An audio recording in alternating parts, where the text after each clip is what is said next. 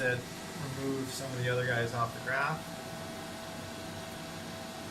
So here we have the total reflectance of the sample, pretty low.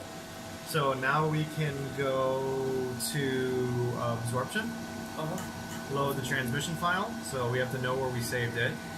Sign analysis, training, we'll use this guy, and then total reflection, and then we're actually going to make an absorption.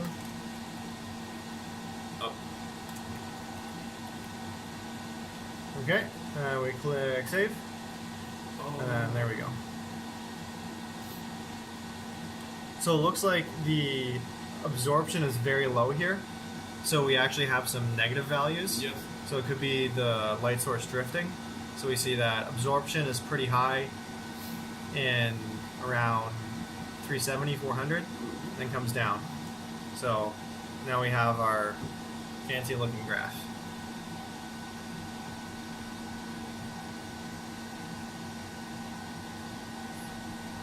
Any questions? The procedure is very similar to the PTS, where you need reference dark sample. And then technically if you have 20 samples, you can take one reference, one dark, and then 20 sample measurements. And then this software is a little bit nicer for quickly calculating them, because you can just, if you had a bunch of samples, you would select different sample, click edit this, save, different sample, edit this, save, and then you can compare them all on the same graph. And the total is the reflection. It was with the angle. So It's in the manual. Okay. our goal is to put whatever question you can ask in the manual, hopefully. If it's not in there, then we probably should add it. So measurement setup, transmission, very easy. You just put it on the front with the port plug in the back. Reflectance, you have nothing on either, and then total reflectance, you have it at the angle. You can see here. And then diffuse, you have it straight. And then specular. Determine specular reflectance of a sample. Diffuse and total reflectance measurements are required. Once both measurements are obtained, open sign analysis determines specular reflectance. Okay.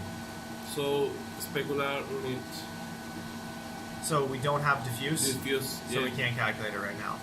And We for have this diffuse, we need to put the. Well, I think dark is Right here. similar for diffuse and total. Yeah, there's just no sample in place. Typically, dark, no sample in place. For transmission, there's also no back port.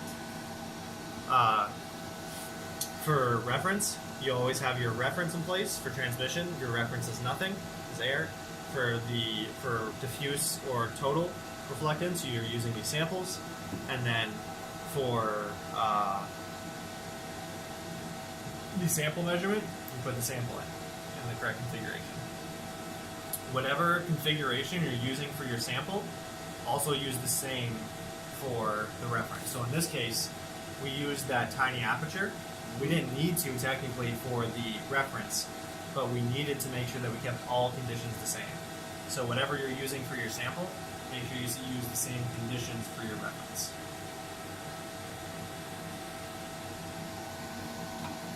So that's the basic operation of the system.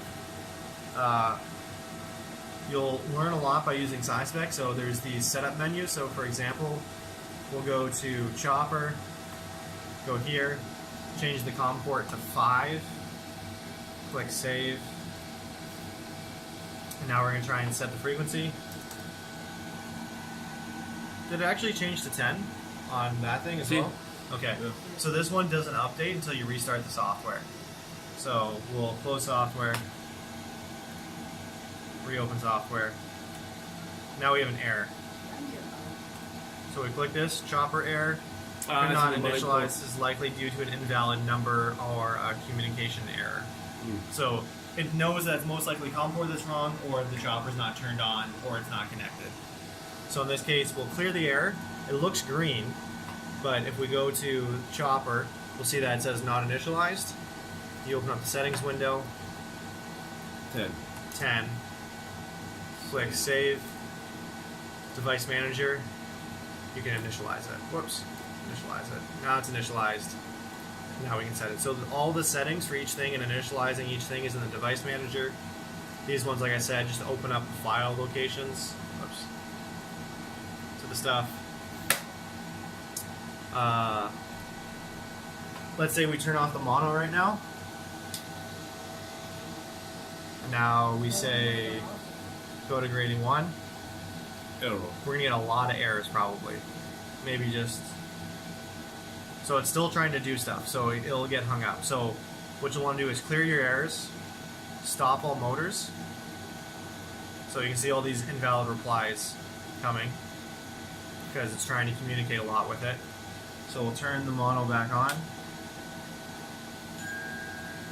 We will open Device Manager.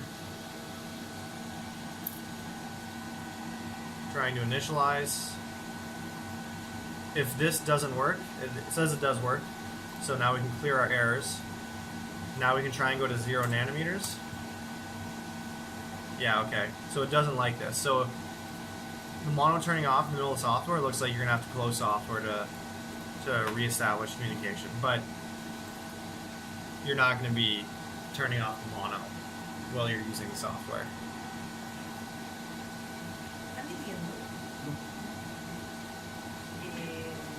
Deberíamos probar medir con el chile prendido a ver si afecta o se vuelve loco la frecuencia.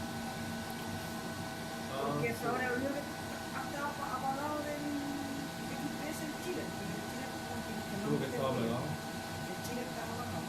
Pero el otro estaba prendido, ¿no? Es que lo del cañón y esas cosas no meten muy por fuera. Porque podía afectar la